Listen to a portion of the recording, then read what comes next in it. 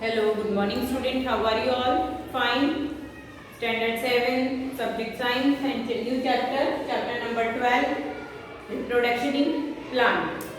Plants के अंदर हम reproduction पढ़ेंगे. After semester 1 में हमारे 1 to 9 चैप्टर कंप्लीट हो चुके थे. चैप्टर 10 शुरू किया है हमने एंड चैप्टर 11.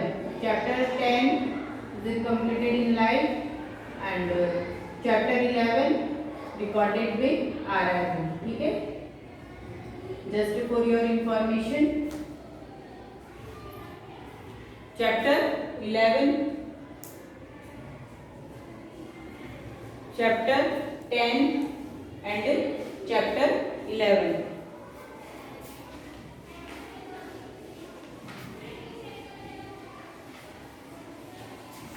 चैप्टर 11 हमने कंप्लीट किया है लाइफ में. चैप्टर 11 लाइफ में है और चैप्टर 10 रिकॉर्डेड में आया है. ठीक है, रेस्पिरेशन इन ऑर्गेनिज्म. चैप्टर 10 कौन सा है? Respiration in organism. और 11 अभी हमने transportation in plants and animals, वो हमने अभी कंप्लीट किया है. ओके, इसके बाद में चैप्टर कंप्लीट होने के बाद में मैंने आपको नोटबुक चेकिंग के लिए एंड नोटबुक आपको कंप्लीट कर लेनी है चैप्टर 11 के लिए. 11 के नोट्स आपको लिखवा दी गए हैं, वीडियो भी सेंड कर दिए गए हैं, तो आपको अपनी नोटबुक कंप्लीट कर लेनी है. जो घर पे हैं, जो स्कूल में आ रहे हैं, उनकी नोटबुक चेकिंग हो जाएगी and you have to prepare yourself. Chapter 11 की जो नोट्स आपको लिखवाए गए हैं, यू हैव टू लर्न करना है. आपका टेस्ट कभी भी मैं ले सकती हूँ. Okay, now reproduction in plant. Reproduction क्या है?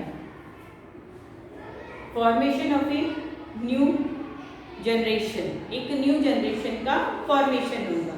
जस्ट लाइक अगर हम ह्यूमन बींग्स की अगर बात करें, ह्यूमन बींग हो या फिर एनिमल्स हो, सबके अंदर ही रिप्रोडक्शन होता है. प्लांट्स एंड एनिमल्स बोथ दोनों के अंदर ही रिप्रोडक्शन की प्रोसेस होती है.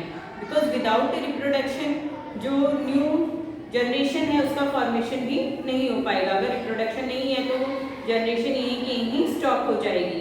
And reproduction is also necessary for survive.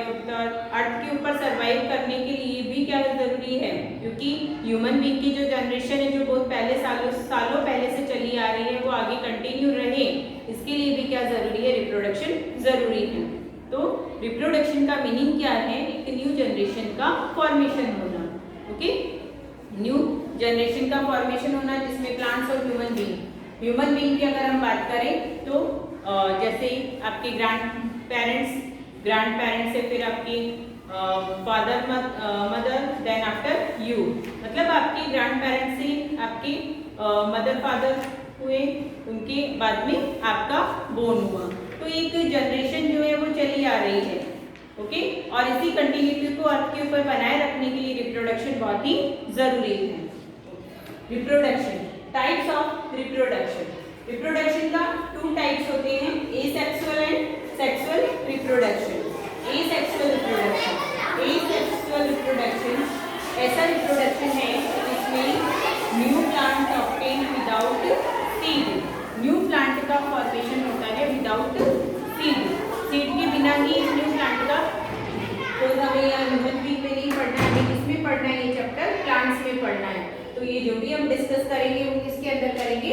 Plants के अंदर करेंगे. ठीक है, ह्यूमन बींग्स एनिमल्स में हम डिस्कशन नहीं कर रहे हैं रिप्रोडक्शन के बारे में. तो सेम थिंग होती है ह्यूमन बींग के अंदर भी. यही 2 टाइप्स चलेंगे, asexual and sexual.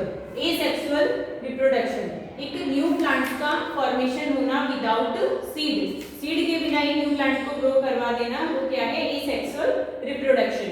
Sexual reproduction, new plants are obtained by the seed. जब न्यू प्लांट को ऑब्टेन होता है सीड, न्यू प्लांट कैसे बनता है? एक सीड के थ्रू बनता है. चलिए अब हम डिस्कस करते हैं एसेक्सुअल. आज एक रफली आइडिया देती हूँ आपको इन सब के बारे में. Asexual reproduction. एसेक्सुअल रिप्रोडक्शन में 4 डिवीजन आते हैं. इसके 4 पार्ट हैं टाइप्स ऑफ एसेक्सुअल रिप्रोडक्शन की. डिफरेंट पहले हमने क्या पढ़ा? Types of reproduction. इसमें 2 टाइप थे, एसेक्सुअल एंड सेक्सुअल. अब हम उसके अंदर भी पार्ट पढ़ रहे हैं. फर्स्ट हमने लिया है asexual sexual reproduction. Sexual reproduction की भी 4 पार्ट्स हैं।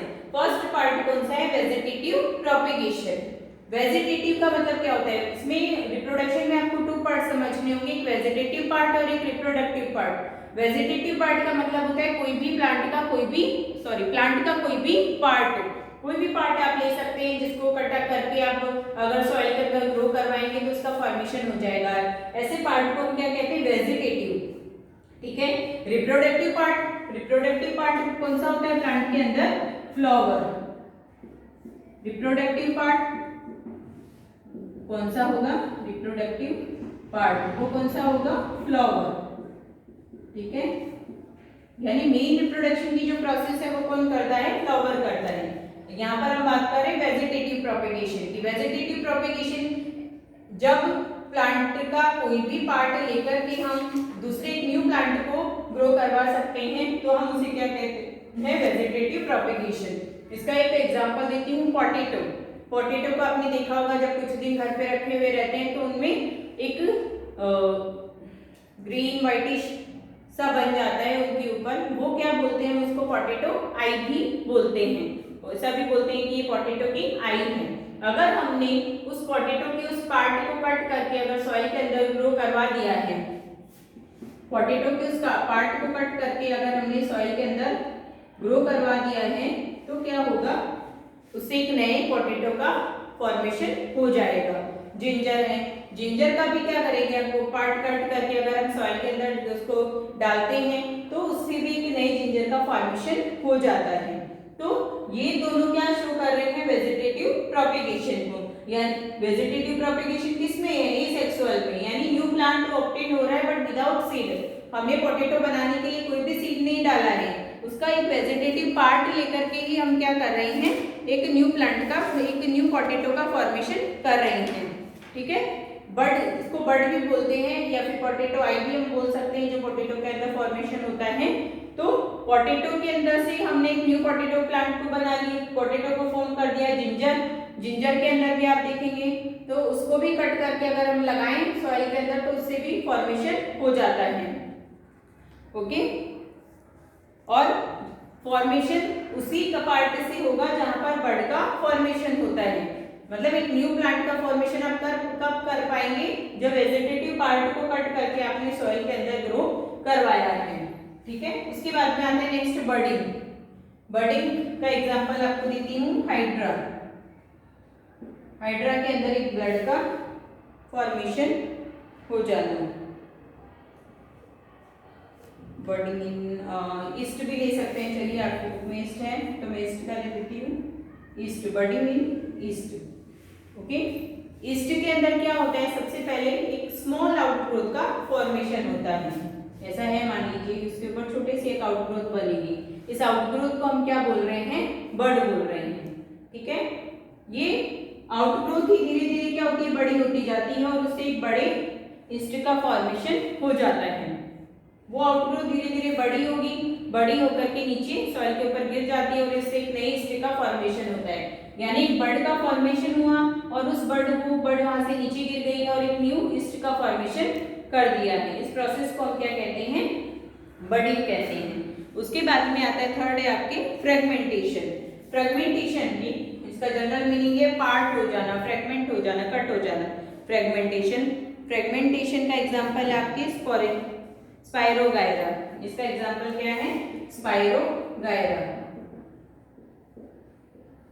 स्पाइरोगायरा में क्या? तो प्लांट 2 पार्ट में कट हो जाना, एक है और इससे एक के 2 पार्ट बन जाना, फ्रेगमेंट कट हो जाना। और दोनों ही फ्रेगमेंट क्या करेंगे? अलग अलग स्पाइरोगायरा की तरफ, यानी 1 से 2 स्पाइरोगायरा का फॉर्मेशन हो जाना। इसे हम क्या करते हैं? फ्रेगमेंटेशन। फिर आता है स्पोर फॉर्मेशन, स्पोरेंजियम। इसका एग्जांपल है आपके रिप्रोडक्शन थ्रू स्पोर फॉर्मेशन। कुछ ऐसे प्लांट होते हैं जिसके अंदर स्मॉल छोटे छोटे दाने दाने से आपको दिखाई देते हैं, वो क्या होते हैं? स्पोर होते हैं। अगर किसी भी एयर वाटर के थ्रू वो स्पोर क्या करते हैं? नीचे गिर जाते हैं तो उनका क्या होता है? उनसे ही एक न्यू प्लांट का फॉर्मेशन हो जाता है। इसको हम थोड़ा और डीपली पढ़ेंगे, अभी आप इतना नोट कीजिए।